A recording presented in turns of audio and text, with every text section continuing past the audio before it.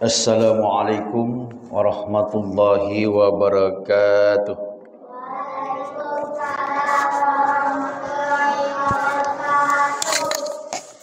Bismillahilladzi la yadurru ma'asmihi syai'un fil ardi wala fis sama'i wa huwas samiul alim. Alhamdulillahilladzi hadana li hadza wa ma kunna linahtadiya laula an hadanallah. Asyhadu an la ilaha illallah wahdahu la syarika lah wa asyhadu anna Muhammadan abduhu wa rasuluh. Allahumma salli wa sallim ala sayyidina Muhammad wa ala ali sayyidina Muhammad. Rabbi shrah li sadri wa yassir li amri wahlul 'uqdatam min lisani yafqahu qawli. Yang saya hormati bapak-bapak pengurus BKM Masjid Erdayan serta juga bapak-bapak dari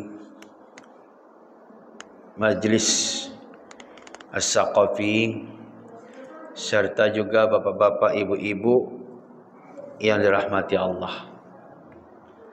Alhamdulillah kita bersyukur kepada Allah Subhanahu wa taala.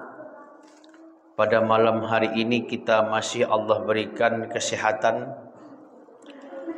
kesempatan serta juga kekuatan untuk mengikuti kajian yang kita laksanakan setiap Selasa malam Rabu.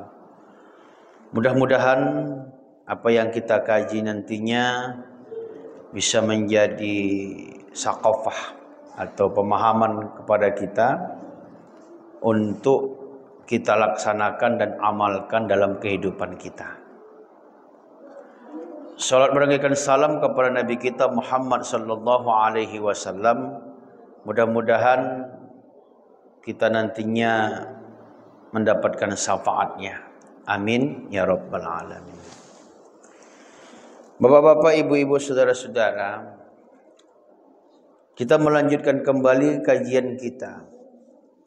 Pembahasan tentang masalah wudu. Kita sudah membahas pada yang lalu terakhir pembahasan tentang membatalkan wudu. Jadi membatalkan wudu itu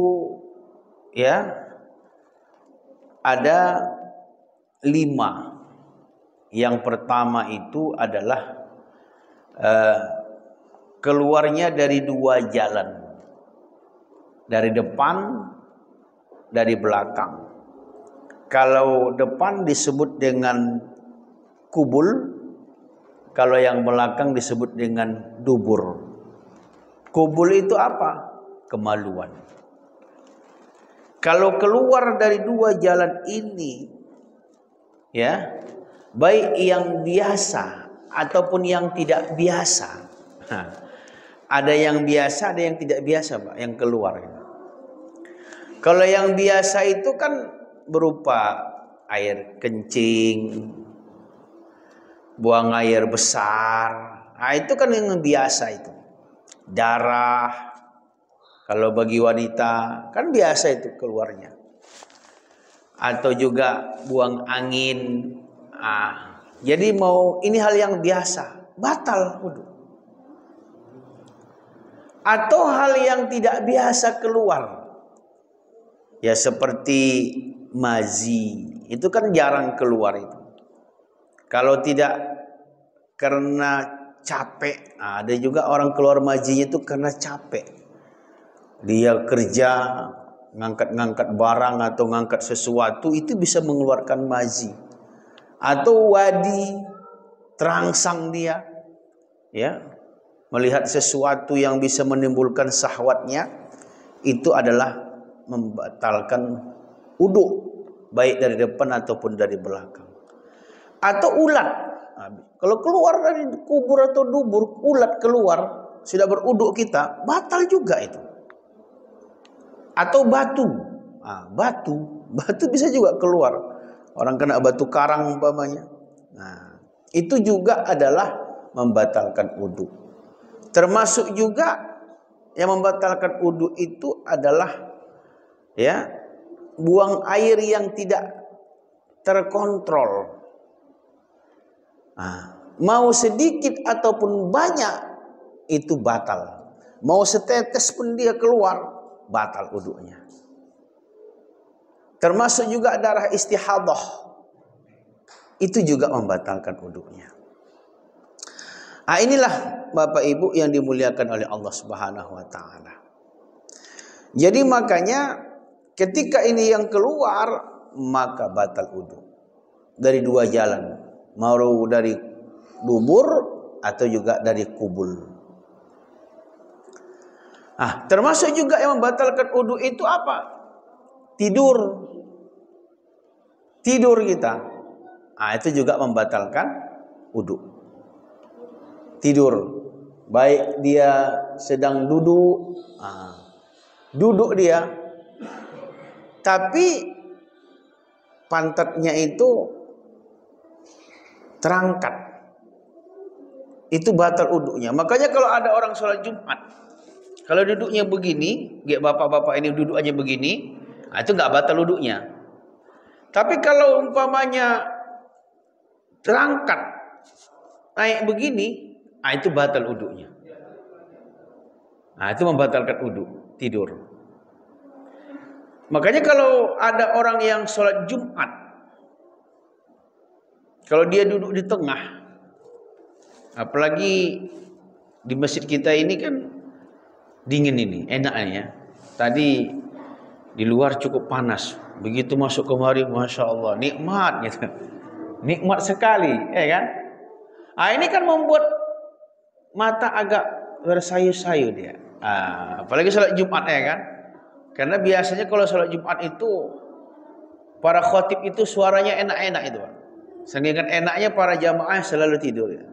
Kalau tidurnya terangkat begini, itu batal wudunya. Tapi kalau dia duduk dia begini, sambil tidur, walaupun dia menyandar gini, itu nggak batal ini, nggak batal. Tapi kalau dia sempat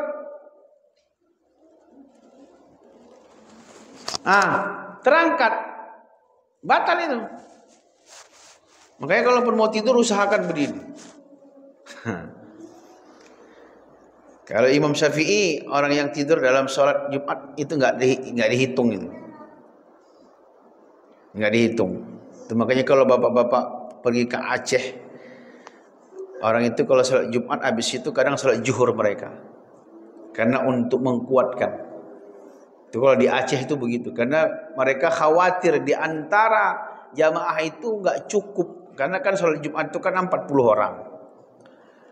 Jadi khawatir mereka di antara 40 orang itu anak-anak nggak dihitung, anak-anak nggak dihitung, perempuan nggak dihitung, dan termasuk orang yang tidur nggak dihitung itu.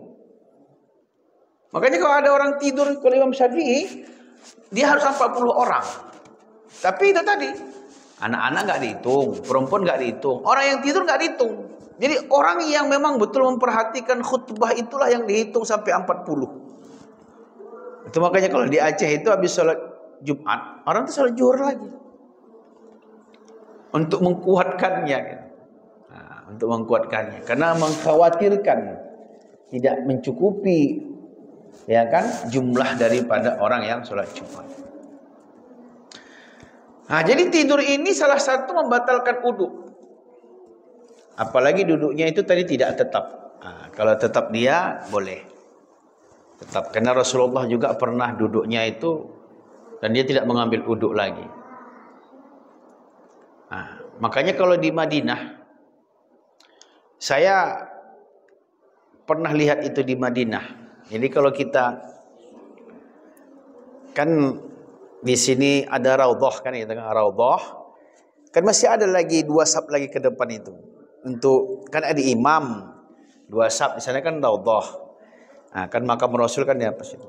Jadi kalau mereka selalu duduk kan di depan itu, di depan mihrab itu menghafal Quran. Ada duduk di situ para penghafal Quran. Mereka duduk di situ. Kadang-kadang saya lihat mereka tidur, mereka itu ngorok juga gitu. Begitu qomat, Allahu Akbar, Allahu Akbar, bangkit langsung sholat dia.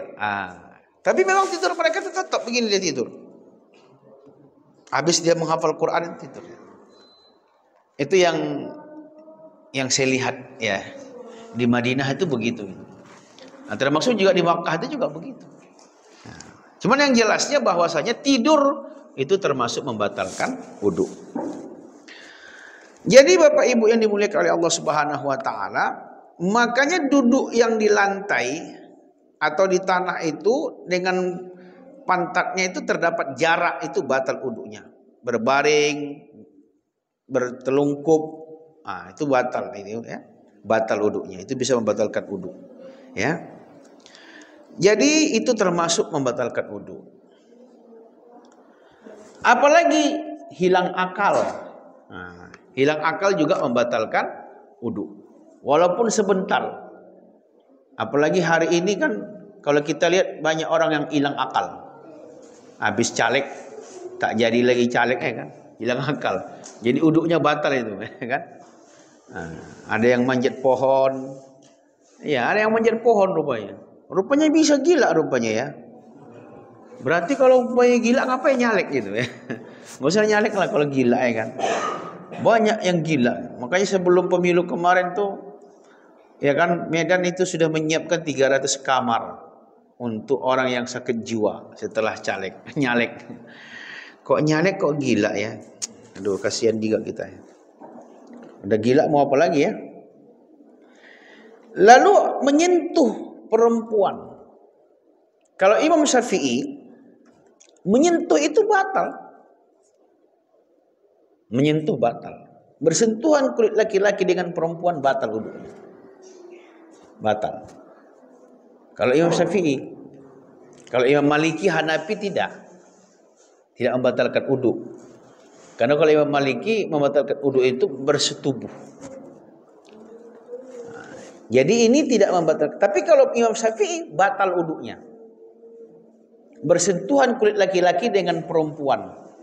Artinya perempuan yang mana yang haram kita nikahi. Yang boleh kita nikahi. Kalau yang haram kita nikahi enggak batal. Sama nenek kita, mak kandung kita, atau ibu sambung kita, enggak batal. Ibu sambung tadi setelah ayah kita menikah dengan itu memang melakukan hubungan. Nah, itu enggak batal wudu. Anak kandung kita yang perempuan enggak batal wudu. Kakak kita, adik kita enggak batal wudu. Sepupu batal. Adik perempuan sepupu, anak pak lek kita batal. Apalagi anak bibi kita ya batal. Batal wudunya ya. Kalau kemanakan batal. Maksudnya kemanakan dari mana? Kemanakan dari sepupu kita. Batal itu. Contohnya seperti Ali radhiyallahu anhu dengan Fatimah. Ali ini kan sama Rasulullah kan sepupu. Sepupu ini orang ini. Ayahnya Ali Abu Thalib. Ayahnya Rasulullah Abdullah.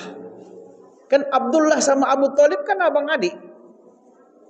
Dari Abdullah anaknya Rasulullah, sedangkan Abu Thalib anaknya Ali. Tapi kan Ali menikahi anak Rasulullah, Fatimah. Berarti kan anak sepupu namanya kan, anak sepupu itu ya. Kan kemanakan itu kan? Iya kan, kemanakan itu? Iyalah. Kalau bahasa kita di Medan itu kan Ali itu seharusnya pamannya Fatimah. Karena Ali dengan Rasulullah itu, terima kasih. Ali dengan Rasulullah itu sepupuan. Boleh nikah, boleh. Makanya batal wudunya. Nah, cuman kalau ada orang Medan kayak gitu gimana? Masa saudaranya dinikahinya katanya ya kan? Padahal boleh. Ya contohnya Ali dengan Fatimah. Fatimah itu kemanakan Ali itu, kemanakan Ali. Iya, kalau orang Medan ganjil Pak ya. Masa kemanakan dinikahi katanya.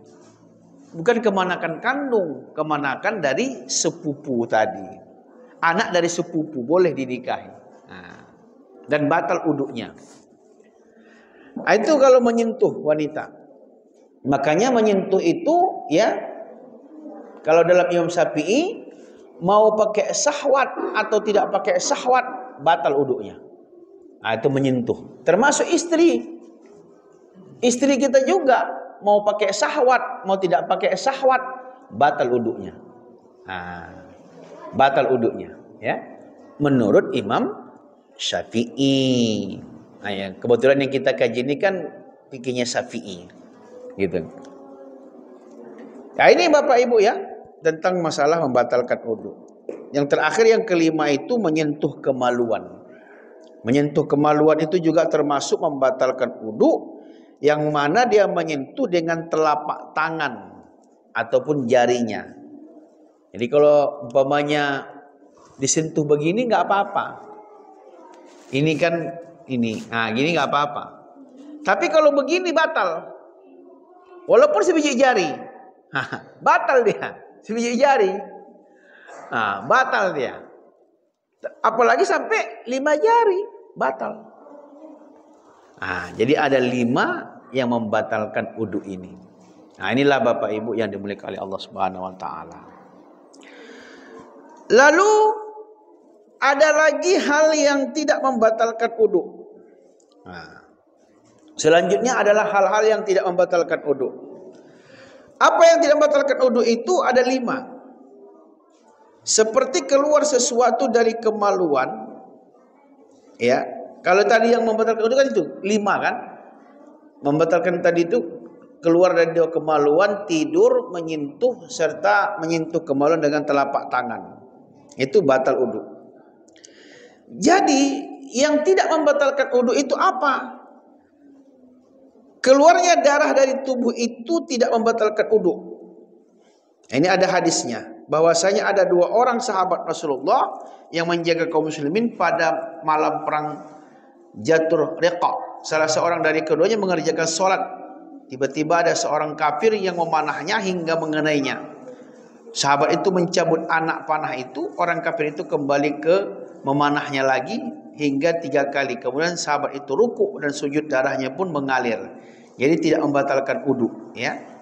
Jadi keluarnya darah dari tubuh kita, ini luar biasa sahabat itu, gimana khusyuknya itu ya. Jadi mereka ini jaga, istilahnya waktu peperangan itu mereka ini jaga malam lah istilahnya. Jadi perbedaannya itu kalau dengan kita, kalau yang jaga, kalau para sahabat itu walaupun mereka jaga, mereka tetap berzikir kepada Allah. Jadi salah seorang di antara mereka waktu berjaga tadi sedang sholat. Sedang sholat dia. Sholat dia. Allahu Akbar. Waktu sholat itu ditikam dari belakang pakai tombak. Nggak terasa. Gimana itu? Awak digigit nyamuk aja terasa ya. Awak digigit nyamuk aja garu awak. Ini nggak terasa dia. Ditombak. Lalu sahabatnya tadi mencabut tombak itu tadi. Waktu rukuk dia ditombak lagi, dicabut dan darahnya mengalir. Nah, itu nggak membatalkan wudu. Nah, itulah alasannya. Dan itu tidak membatalkan wudu ketika dia sholat, ya. Jadi sahabat itu mencabutnya, ya, hingga 3 kali, ya. Kemudian sahabat itu rukuk dan sujud, darahnya pun mengalir, dan itu tidak membatalkan wudu. Jadi darah yang mengalir, yang keluar dari tubuh kita, asalkan jangan keluar dari 2 jalan tadi, maka tidak batal wudunya. Nah, tuh. Yang kedua, yang tidak membatalkan wudu juga adalah makan daging. Nah, makan daging. Jadi makan daging itu nggak membatalkan wudu. Makan daging. makan daging sapi. Bukan berarti jangan terbalik ya. Sekarang ini banyak orang terbalik. Makan daging katanya batal wudu. Kentut dia pada bulan Ramadan batal puasa katanya. Ini aneh-aneh orang sekarang. Buang angin adiknya tadi. Batal puasa kau. Tidak. Buang angin yang membatalkan wudu. Kalau makan daging tidak batal wudu. Jadi kalau kita mau makan, ya kan, mau makan daging, mau makan ikan, ya, daging ikan, daging sapi, daging ayam, nggak batal wudu. Nggak batal wudu. Cuma pula kalau mau sholat kan dibersihkanlah mulutnya, kumur-kumur, karena nggak boleh nyangkut daging di giginya, ya kan? Dia pun lepas dikunyah-kunyahnya. Itu namanya sambil makan. Itu batal sholatnya. Wudunya nggak batal, sholatnya batal. Karena dikunyah-kunyah atau nasi sebiji. Jadi yang dimaksud makan itu pun seperti itu. Makanya kita kalau habis makan ya kumur-kumur agar tidak mengganggu nanti ketika kita sholat. Entah nyangkut, sayang ini gitu. Dikunyah-kunyah ya, ditelannya, batal itu wudunya, batal sholatnya. Wudunya nggak batal. Sama seperti minum kalau dikumpulkan air liurnya, udah penuh dia baru diminumnya. Itu batal sholatnya. Wudunya nggak batal gitu. Sholatnya yang batal. Jadi begitu maksud makan ya. Makan dan minum tadi. Makanya kalau makan bersihkan dulu baru boleh makan. Itu tentang, jadi makan daging tidak membatalkan wudu.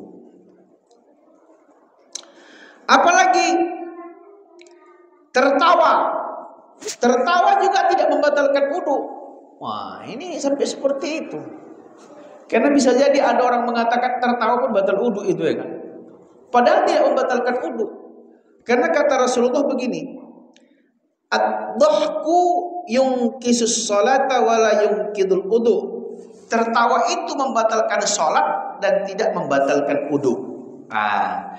Jadi kalau ada orang yang sholat tertawa, batal sholatnya, tapi wudunya tidak batal. Tertawa itu bersuara, itu batal sholatnya, tapi wudunya nggak batal. Kalau dia tertawa, makanya kan sholat itu tidak boleh ada bahasa yang lain, termasuk tertawa, apalagi ngomong. Itu sholatnya batal, sholatnya batal. Ada yang tertawa, datang ini bilang kawan di samping, nggak boleh tertawa sholat gitu. Yang samping bilang, untung aku nggak ketawa katanya. Tiga-tiganya batal. Ya, gitu. Tapi wudunya tidak batal. Wudunya tidak batal, tapi sholatnya itu yang batal. Jadi boleh tertawa habis berwudu, boleh, ya kan? Kalau tertawa, karena sekarang ini kan ya orang lebih menggemari lucu-lucu daripada yang lain. Makanya nanti yang memimpin negara ini lucu-lucu gitu. Buktinya Komeng menang, jadi anggota DPD hampir 2 juta suara dapatnya Pak ya. Karena lucu. Jadi Bapak nanti kalau menjadi caleg buat mukanya kayak Komeng gitu. Biar menang. Tanpa kampanye ya kan.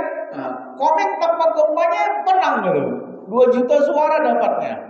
Orang capek kampanye, bikin baliho segala macam. Yang adanya apa? Gila. Komeng menang dia Komeng itu. Coba aja. Lucu-lucu rupanya. Jadi kalau lucu-lucu gitu. Jadi makanya sekarang yang laku itu lucu-lucu Pak. Termasuk juga ustadz. Ustadz pun harus lucu-lucu. Kalau nggak lucu-lucu, nggak laku juga ustadz. Kalau ustadznya serius saja ngajinya, bapak-bapak guru kami dulu, ya almarhum itu, kami panggil namanya muallim sahabat, karena dia ngajinya Bismillahirrahmanirrahim, paslun. Nah, dengarkan kan? Kalau sekarang orang berhenti tuh ya. Kami dulu ngajinya begitu, Pak. Mengaji fikihnya, kita mendengarkan begini. Karena suara gurunya pelan kan. Bismillahirrahmanirrahim. Udah tua. Guru saya dulu tua-tua. Saya dulu sekolahnya kan di Ismailiyah, Jalan Ismailiyah sini. Guru kami itu tua-tua. Makanya guru saya sudah ada meninggal semua. Dulu guru kami namanya Ustaz Arifin Isa. Nah, itu mengajarkan kitab Asbah wa Nazair, kitab usul fikih, kawaid fikih. Ustaz Umar, ya, Ustaz Usman, itu udah tua-tua dulu. Ustaz Mansur, suaranya kecil-kecil. Umur orang tua itu sudah 60-an, 70-an. Ya, Masya Allah, mereka itu mengalir pahalanya terus. Kami murid-muridnya dulu, ya. Tahun-tahun 90-an ya. Kami gaji dulu tahun-tahun 90-an. Nah, masih baru 34 tahun. Baru lah itu ya kan. Baru 34 tahun. Lalu muntah. Muntah juga tidak membatalkan wudu. Dia hanya ya seperti darah tadi, menunjukkan bahwa muntah itu enggak batalkan wudu. Kenapa? Karena Imam Nawawi mengatakan tentang tidaklah membatalkan wudu selain 5 hal yang di atas. Dan yang paling baik dari apa yang aku yakini telah masalah ini bahwasanya prinsipnya wudu itu tidak batal. Ya, tidak batal. Jadi kalau muntah pun tidak batal wudunya. Nah, muntah tidak batal wudu. Jadi berarti ya kita tadi tertawa tidak batal wudu. Keluarnya darah tidak juga batal wudu, ya kan? Keluar darah tidak batal wudu, muntah tidak batal wudu. Nah, ya. Tertawa tidak batal wudu. Menangis pun tidak batal wudu. Nah, menangis pun tidak batal wudu. Ya, mana tahu ibu-ibu habis berwudu langsung nangis, nggak apa-apa. Ya boleh. Nggak batal wudunya gitu. Jadi Bapak Ibu yang dimuliakan oleh Allah Subhanahu wa taala, makanya termasuk juga orang yang yakin bahwa dirinya suci dari hadas tapi dia ragu apakah ia berhadas atau tidak dia suci. Siapa yang yakin dia berhadas tapi dia ragu apakah dia telah bersuci atau belum, maka ini harus dilihat yakin. Gini, kalau kita yakin kita itu masih berwudu, ya kan?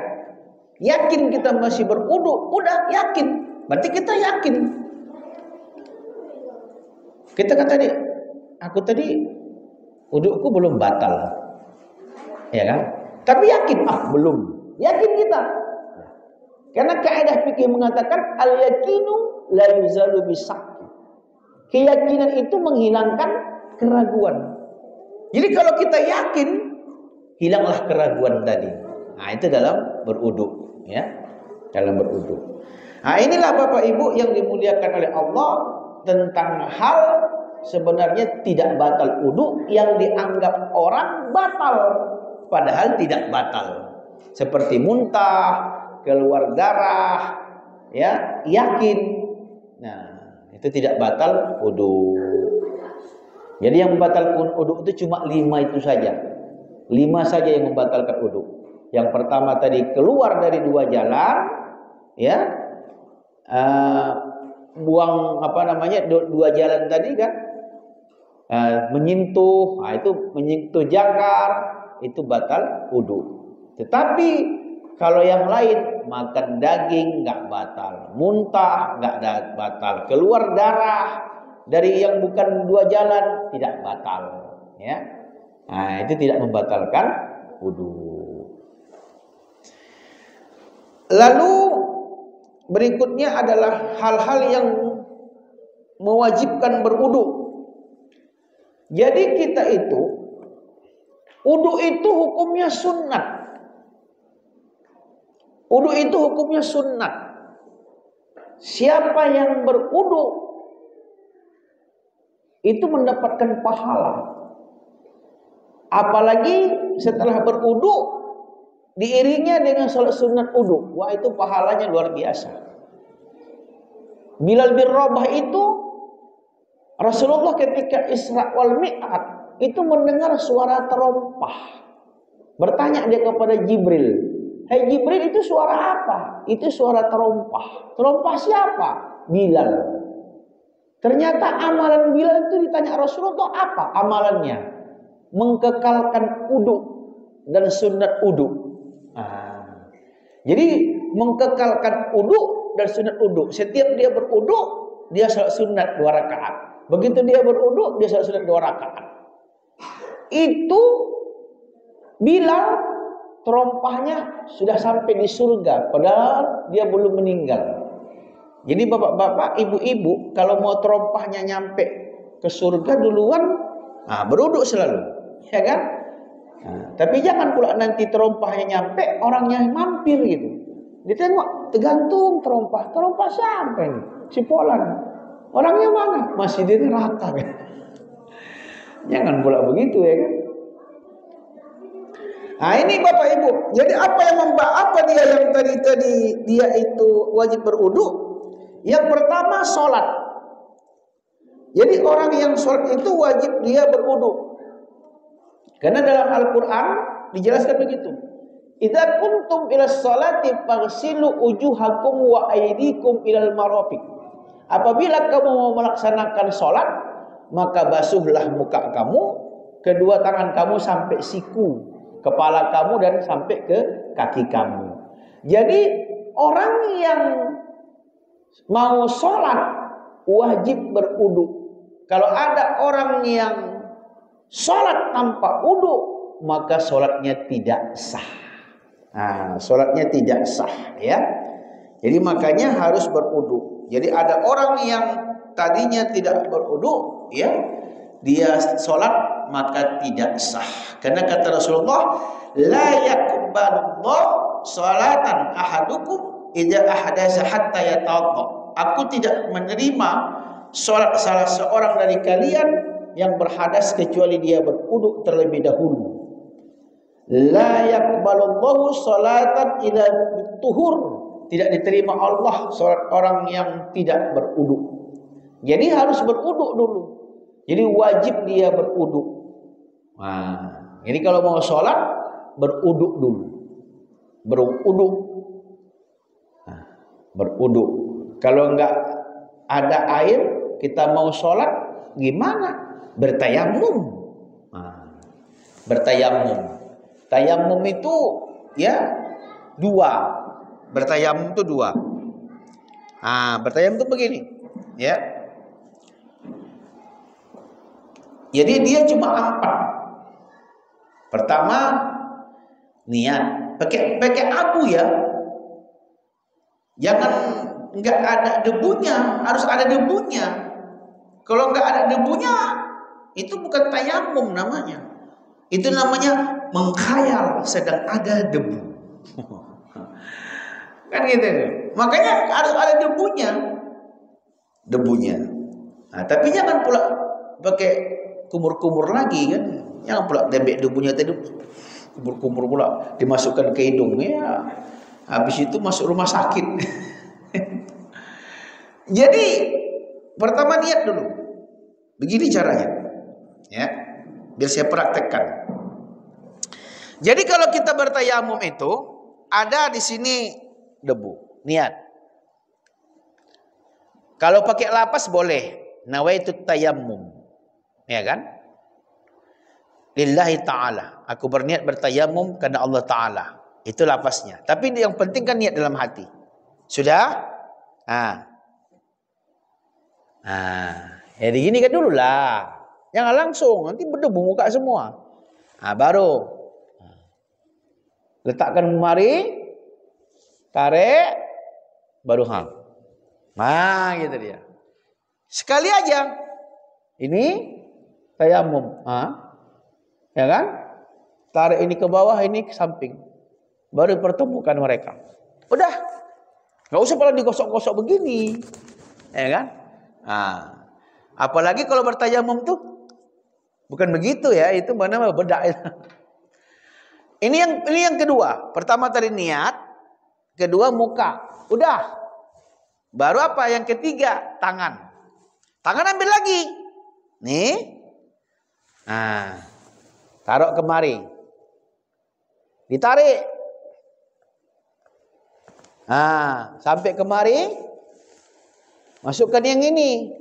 Nah. Dah. Selesai. Yang keempat tertib. Artinya jangan pula duluan tangan baru muka. Jadi berurut dia. Niat, muka, tangan, tertib. Nah, begitulah cara bertayamum kalau umpamanya tidak ada air ataupun kita sakit tidak bisa kena air. Ya. Enggak bisa kena air. Nah, kalau enggak ada air boleh bertayamum. Umpamanya kita entah di bis atau kita ya naik pesawat. Tapi sebenarnya kalau di pesawat pun bisa kita berwudu itu. Bisa berwudu. Karena airnya itu kan ada. Nah, saya pernah coba di pesawat itu. Ya bisa berwudu. Tapi sedikit lah kita buat. Jangan pula banyak-banyak. Saya pernah itu di pesawat itu kan mau sholat. Ya, saya ambil. Bisa berduduk. Nah, ada airnya itu di pesawat di belakang. Ya, bisa. Kalau di bis. Ya bisa juga. Bawa air aqua 1 botol kan cukup. Nah. Tapi kalau sudah tidak ada lagi air, nah barulah bertayamum kita. Ini, ya. Jadi berarti sholat itu tidak akan diterima tanpa berudu. Jadi berarti udu itu wajib, wajib. Nah. Yang kedua, tawaf mengelilingi Ka'bah. Jadi tawaf ini sunnah, ya. Baik tawaf yang sunnah ataupun tawaf yang wajib atau kita umroh. At-tawafu bil baiti salatan illa anna Allah abah fihil kalami. Tawaf di Ka'bah adalah salat, hanya saja pada tawaf Allah membolehkan berbicara. Jadi tawaf. Nah, tawaf itu ya mengelilingi Ka'bah. Apakah kita tawaf sunnah atau tawaf wajib? Tawaf wajib itu yang mana? Tawaf ifadah. Nah, tawaf ifadah itu kan ketika kita setelah melempar jumroh, nah, kita boleh langsung melaksanakan tawaf ifadah. Itu namanya tawaf wajib, ya kan? Kalau sunnah, begitu masuk Masjidil Haram, tawaf. Nah, kita kirikan dia, ya kiri kita keliling, nah, keliling kita sampai 7 kali. Dimulai dari Hajarul Aswad. Nah, nanti ada lampu warna hijau, nah, kalau kodenya, atau Hajar Aswad. Disitulah kita mulai startnya. Jalan lagi kita. Jalan. Nggak pun berdoa, nggak apa-apa. Ya dan kalau mau berdoa silakan. La ilaha illallah wahdahu la syarikalah, berzikir ya kan. Dah, jalan. Tapi sampai nanti rukun Yamani, ada rukun Yamani. Disunatkan membaca Rabbana atina fid dunya hasanah wa fil akhirati hasanah wa qina adzabannar. Pas nanti habisnya itu di ini tadi, pas di mukanya Hajar Aswad itu. Nah, itu tawaf. Dah, itulah kerja kita 7 kali. Nah, jadi kalau kita berangkat umroh atau haji, lebih dianjurkan perbanyak tawaf. Kenapa? Karena yang ada tawaf itu cuma hanya di Mekah. Kalau di asrama haji enggak. Ya kan? Itu hanya tawaf-tawafan itu. Kalau di asrama haji ya kan. Yang ada hanya di Mekah. Makanya saya dulu kepada jamaah saya bilang, tawaf, saya bilang, tawaf. Udah enggak usah yang lain dikerjakan. Tawaf aja. Nah, kenapa? Ini nggak akan bisa dikerjakan di mana-mana kecuali di sini. Saya bilang, aduh Ustaz, capek kali. Nah, itulah ada tua-tua kita. Padahal nyantai-nyantai jalan-jalan ya, nyantai jalan. Tawaf ya. Jadi bapak-bapak berangkat haji atau umroh silahkan tawaf. Nah, ini adalah wajib. Nah, termasuk juga yang diwajibkan itu adalah menyentuh Al-Quran, menyentuh mushaf Al-Quran dan membawanya wajib berwudu. Wajib dia berwudu. Makanya haram hukumnya menyentuh mushaf Al-Quran itu tanpa berwudu. Ini haram. La tamassal Qur'ana illa wa anta tahirun. Janganlah kamu menyentuh Al-Quran kecuali dalam keadaan suci. Jadi berarti menyentuh Al-Quran. Nih, hati-hati ya. Tidak berwudu membaca Al-Quran boleh. Bismillahirrahmanirrahim. Kaf ha ya ain shad. Boleh. Walaupun nggak ada wudu. Tapi mushafnya tidak boleh kita sentuh. Haram hukumnya tanpa berwudu. Tanpa berwudu. Jadi kalau kita pun mau menyentuhnya, mau mengangkatnya, ambil alas. Di alas. Ini pendapat Imam Syafi'i. Tidak boleh kita langsung menyentuhnya. Termasuk juga ya, yang ada ayat Al-Quran di HP, tetapi dengan catatan dibuka. Umpamanya kita buka ayat Al-Qurannya, iya kan? Tapi yang murni ya, ini kalau ini masih ada apanya? Ini masih ada terjemahannya. Yang murni, umpamanya kan yang murni. Mana nih yang murni ini? Enggak ada pula di sini. Nah, yang Quran lah, Quran ya. Nah, kalau yang Quran kan kalau yang begini kan masih ada terjemahannya. Tapi ini ayat Al-Quran tidak boleh kita sentuh tanpa berwudu. Enggak boleh. Ini kan layar ini kan ini. Enggak boleh. Karena dia termasuk menyentuh mushaf. Tapi kalau dia sudah ditutup begini boleh, tidak apa-apa. Kalau sudah ditutup. Tapi kalau kita buka Qur'annya itu nggak boleh. Haram hukumnya. Nah, jadi tidak boleh menyentuh Al-Quran tanpa berwudu. Kalau terpaksa kita mau mengangkatnya, ambillah alasnya, ya kan? Angkatlah dia. Kalau kita tadi terpaksa, ya kan? Nah, makanya hati-hati. Jadi mushaf Al-Quran itu tidak boleh disentuh kecuali berwudu. Jadi wajib dia. Kalau begitu wajib berwudu, wajib. Berarti sholat wajib berwudu, tawaf wajib berwudu, menyentuh Al-Quran juga wajib berwudu. Nah, itu ya. Ini dia penjelasannya begitu. Jadi inilah yang diwajibkan kepada kita, ya. Yang diwajibkan kepada kita untuk berwudu, yang 3 tadi itu. Jadi meletakkan mushaf Al-Quran di hadapan orang yang berhadas dan membuka lembaran mushaf dengan menggunakan kayu atau pena, karena itu tergolong menyentuh dengan tidak langsung dan tidak membawanya, itu ya dibolehkan.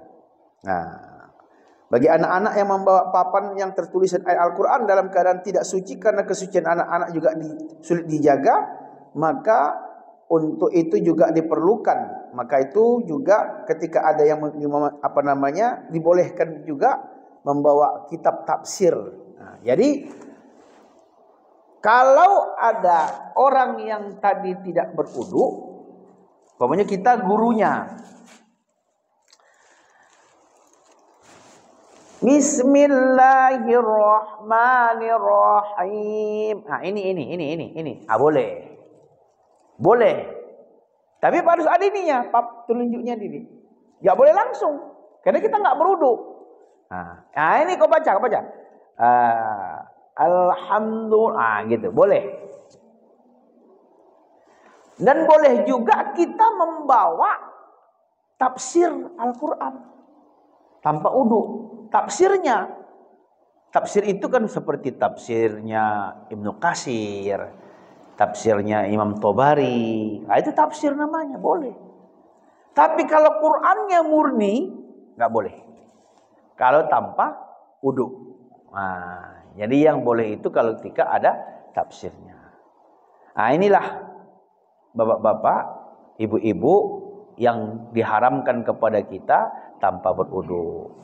Jadi yang membatalkan wudu itu tadi ada 5, ya kan? Keluar dari 2 jalan. Itu tadi membatalkan, ya. Menyentuh wanita, menyentuh kemaluan, itu juga membatalkan. Yang tidak membatalkan tadi makan daging, itu enggak batal, ya kan? Keluar darah enggak batal. Lalu wajib berwudu itu sholat, tawaf, dan menyentuh Al-Quran. Itu wajiblah berwudu. Kalau enggak berwudu, maka tidak sahlah sholatnya dan tidak sah juga lah tawafnya, serta berdosalah dia ketika menyentuh mushaf Al-Quran tanpa berwudu. Wallahu a'lam bishawab. Baik bapak-bapak, ada yang mau kita diskusikan dari apa yang kita sajikan tadi? Silahkan kalau ada yang mau ditanyakan. Mari. Iya. Iya. Kita digigit pacat. Bagus itu. Kalau dapat dikenyangkan dulu pacatnya, baru dilepaskan. Karena pacat itu mengeluarkan cairan untuk pengencer darah dan mengisap darah kotor. Sama dengan apa itu yang besar satu lagi itu? Lintah. Bagus itu kalau ada yang lintah mengapa, biarkan aja sampai besar dia. Bagus itu. Apakah batal wudu? Enggak batal. Kecuali pacat itu keluar dari dubur kita. Nah, itu batal. Tapi kalau digigitnya kaki kita, keluar darahnya, maka itu tidak membatalkan wudu. Karena dia bukan keluar dari 2 jalan. Jadi Imam Nawawi mengatakan dengan yang 5 itu saja. Keluar dari 2 jalan, ya kan? Depan atau belakang, tidur, hilang akal, menyentuh wanita, menyentuh kemaluan dengan telapak tangan. Cuma itu aja. Tapi kalau keluar darah dari kaki atau dari tangan, baik digigit pacat atau gigit lintah, itu tidak membatalkan wudu. Nah, kita lihat Pak Mulia. Ada lagi? Yang mau kita tanyakan? Pas? Jelas? Jelas. Alhamdulillahirabbil alamin. Mantap kalau begini. Jelas. Jadi Bapak Ibu yang dimuliakan oleh Allah. Nah, inilah kajian kita pada malam hari ini. Ya mudah-mudahan apa yang kita bahas ini bermanfaat ya. Bisa kita ingat, bisa kita amalkan. Karena ini merupakan hal yang sangat penting dalam kehidupan kita. Jadi Bapak Ibu, karena Ramadan tinggal 12 hari lagi. Jadi malam ini kajian kita terakhir untuk bulan ini. InsyaAllah panjang umur kita, sehat kita, nanti kita lanjutkan habis lebaran ya. Gitu ya Pak ya. Karena Ramadan kan di sini juga dipakai untuk salat tarawih, ada kajian setiap malam di sini ya kan. Nah, nanti kita ramaikan juga untuk tarawih sama kajiannya ya. Setiap malam di sini ada tarawih sama ada kajian. Jadi untuk sementara waktu kajian fikih kita off-kan dulu sementara. Nanti insyaallah habis lebaran ya kan, sehat-sehat kita, panjang umur kita ya kan, kita lanjutkan lagi ya. Nah, oleh karena itu, karena ini mau Ramadan, tentunya di sana sini banyak kekurangan yang saya sampaikan ini ya, baik ucapan saya maupun juga yang lainnya. Kiranya bapak-bapak ibu-ibu dapatlah memaafkan saya ya kalau ada salahnya. Kalau bagi bapak-bapak, ibu-ibu sudah dimaafkan. Nah, kalau ada pun salah, tapi tak ada salah bapak ibu. Karena enggak bercakap, aku yang bercakap pula kan. Nah, yang bercakap aku je pula. Tentu aku yang banyak salah kan begitu. Kalau bapak ibu kan dia mah yang pula kan gitu. Tak ada salahnya. Jadi ini sajalah dulu ya. Mudah-mudahan Allah berikan keberkahan kepada kita, kekuatan nanti di bulan Ramadan bisa kita lebih meningkatkan ibadah kita kepada Allah Subhanahu wa taala sehingga setelah Ramadan itu betul-betul kita memang menjadi orang yang bertakwa kepada Allah Subhanahu wa taala. Mari kita tutup. A'udzubillahi minasyaitonirrajim. Bismillahirrahmanirrahim. Alhamdulillahirabbil alamin wassalatu wassalamu ala asyrafil anbiya'i wal mursalin wa ala alihi wa ashabihi ajma'in. Allahumma salli ala sayyidina Muhammad wa asghiliz zalimina biz zalimin wa akhrijna min bainihim salimin wa ala alihi wa ashabihi ajma'in. Allahumma ighfir lana dhunubana wa liwalidayna warhamhuma kama rabbayana shaghira ولجميع المسلمين والمسلمات والمؤمنين والمؤمنات الأحياء منهم والأموات برحمتك يا أرحم الراحمين اللهم إنا نسألك الهدى والتقى والعفاف والغنى والمغفرة ربنا آتنا في الدنيا حسنة وفي الآخرة حسنة وقنا عذاب النار وصلى الله وسلم عليه والحمد لله رب العالمين. Dan doa majlis, subhanakallahumma wa bihamdika asyhadu an la ilaha illa anta astaghfiruka wa atubu ilaik. Assalamualaikum warahmatullahi wabarakatuh.